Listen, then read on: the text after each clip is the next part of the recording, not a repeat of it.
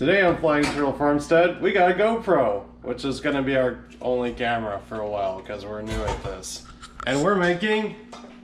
Soap? Soap!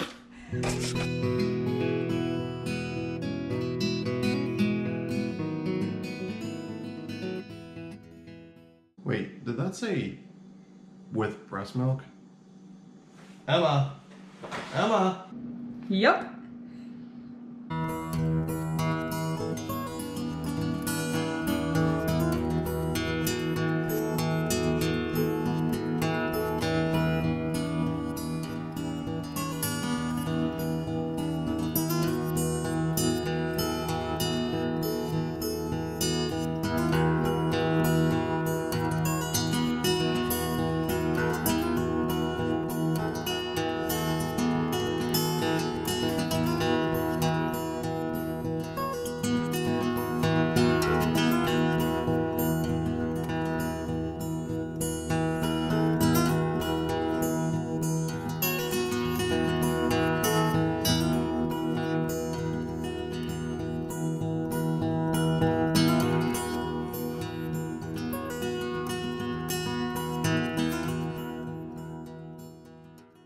So this is a recipe for goat milk soap.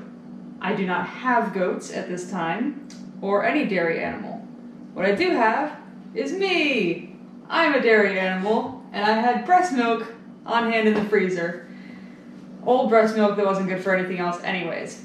So that's what we used. This is my first time making soap, so I used a very basic recipe, but honestly, anything for goat milk should work just as well if this is what you have on hand.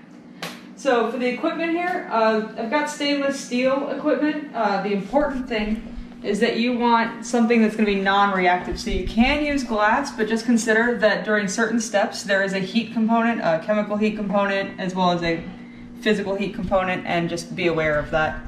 The other really important thing here is your personal protective equipment. Lye is some seriously dangerous stuff and will burn the crap out of you. So be sure to wear gloves, goggles. I wore a face mask as well, long sleeves, especially where my left arm would have been pretty sad during this process. The other thing you're going to need here is going to be a stick blender. So don't use a regular hand blender, you need a stick blender to really get this mixed up. So as far as the procedure, it's actually rather simple. First thing is you want to start with frozen milk, so if you're using fresh, freeze it overnight beforehand. That will help keep the temperature down when you mix it with the lye and keep your milk from scorching. The milk will change color as you go from like a yellow or even tan, but if it goes dark brown, you've gone too far and burned your milk. So once you have that mix, go ahead and set it aside while you melt your oils together. So all of your oils, with the exception of the essential oil, throw those in a saucepan, get those melted down, and once that's melted, you can add your lye. Again, very carefully suit up for this. You don't want to spill that stuff on yourself. Once you have those combined and off the heat, go ahead and blend them together until trace. You're going to do hand mixing and stick blending alternately until you get what's called trace. The trace is when you can pretty much draw in your mixture and you can kind of see your lines sit there for a second before they soak in. I've heard that if you don't meet trace at any point in time, it's not the end of the world. It's just typically what you're looking for your visual signal. After about 10 minutes of mixing, you should be about there, or at least seeing your mixture thicken up. At this point is when you're going to mix in any essential oils, or if you're doing another recipe, you'd mix in any of your add-ins, like your oatmeal, honey, that sort of thing. Now you're ready to pour it into molds.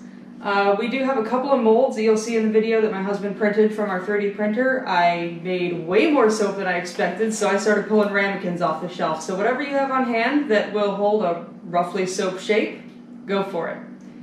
And finally, you're going to have to let those sit for 24 to 48 hours in the molds. Once you take them out of the molds, you have to let them air dry and cure for another 3 or 4 weeks. There's 2 ways you can know that that's done. You're going to be flipping them daily. You can either do it with a pH test strip, and you're looking for a pH of 8 to 10, or the old school way is to touch your tongue to your soap and see if it tingles. If it does, you need to wait some more. And that's the basic procedure. Does it still taste like lye and breast milk? We'll find out in a couple of weeks. Oh. But for now, I'm not tasting it. Let's go to the video. Welcome to the family.